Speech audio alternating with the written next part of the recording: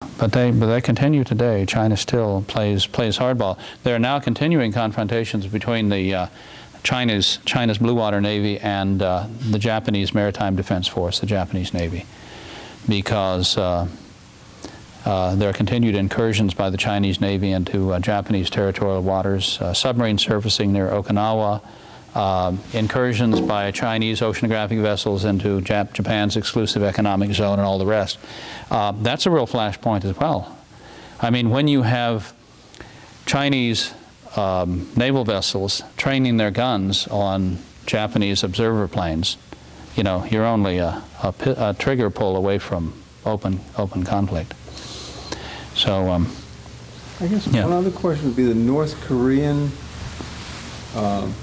situation, where everyone is so scared of North Korea, and China is helping us to take care of North Korea. Oh, they're helping us all right. I mean, oh, they're milking that one for all it's worth.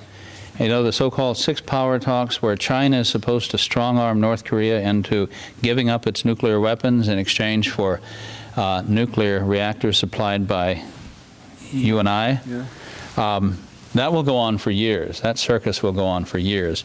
The only reason that North Korea has nuclear weapons in the first place is because of technology transfers and technological assistance from China. So China created the problem that it is now purporting to help solve. Without shipments of food and coal from China to North Korea, North Korea would get even colder and darker than it is already.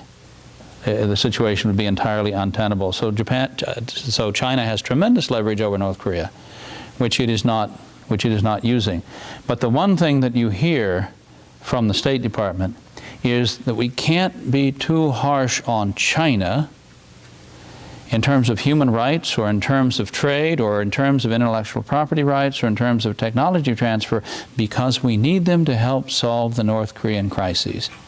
China knows that, and constantly talks about, constantly hypes its usefulness in this regard. I don't believe that it's been useful at all. I believe it's been useful in prolonging the struggle by continuing to prop up the regime, the bankrupt regime of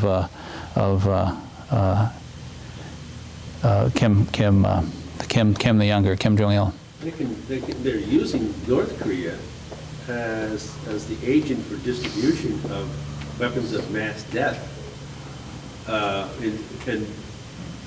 And thus avoiding the presence of that burden to the rest of the world. Well, they're doing it. Well, they're doing it directly too, you know. But they claim that the companies are operating on their own, and that is in the Chinese context. Those claims are simply absurd, because even the supposedly privately owned companies in China now have Communist Party apparatchiks sitting in the senior executive suite of offices, because the party is placing its operatives in all of these nominally private companies to make sure that the company cooperates with the government.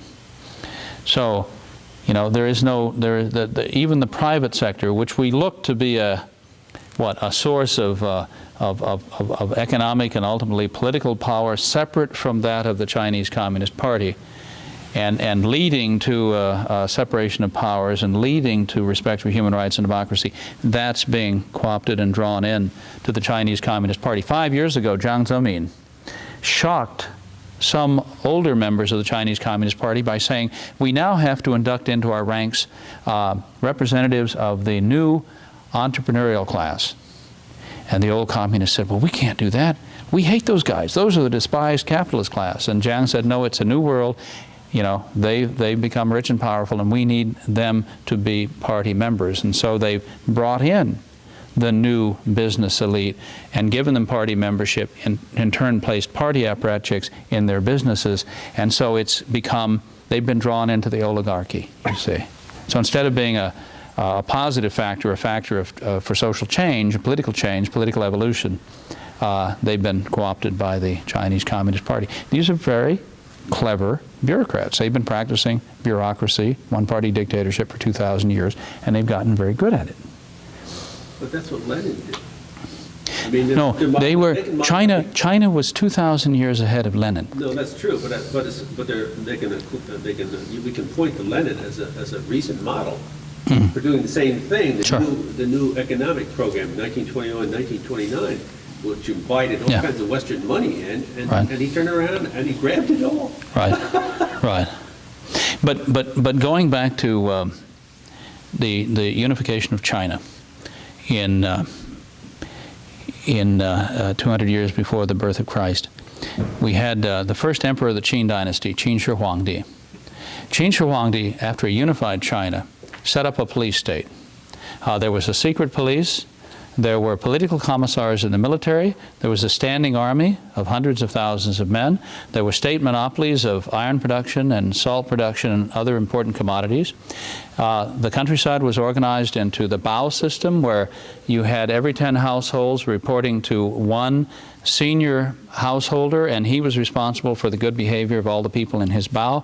And if they misbehaved, he and all of them would be punished, so it was the principle of collective punishment. They had song and dance troops that went about the countryside propagandizing the people, telling them how wonderful the emperor was.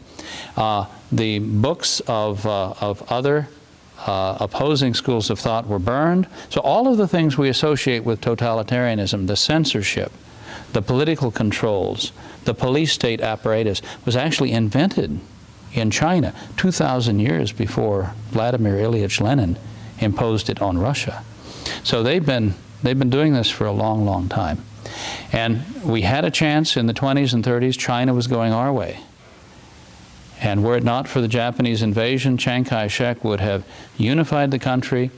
I believe that under a unified Republican government, the nationalists would ultimately have done in China what they did in Taiwan, and that is allow open elections, first at the local level, then at the provincial level, and then at the national level, and that China today would be wealthy and powerful and fundamentally our friend. But because of the Japanese, and Mao Zedong always thanked the Japanese for this one thing. He said, were it not for the Japanese invasion, I would never have conquered China. And when Tanaka went to China for the first time, the first Japanese prime minister since the end of World War II to go to China in 1972, went to China, he started to apologize for the Japanese invasion of China, and Mao wouldn't hear of it. He said, no, I thank you for your invasion, because without that I wouldn't have come to power. The other thing about Mao is that we now know that from 1919, the Soviet Union had a program to export communism to China. It was a major program, and it worked, ultimately, to produce a communist regime in its giant neighbor. Mao always claimed that he was fighting with millet plus rifles. All I am, just a poor peasant. I've just got this grain and a few rifles, but I've got right on my side. That's why I'm going to be victorious. He was actually getting, by the late 1930s, a $3 million a month subsidy from Joseph Stalin in gold every month. That's where part of his power came from.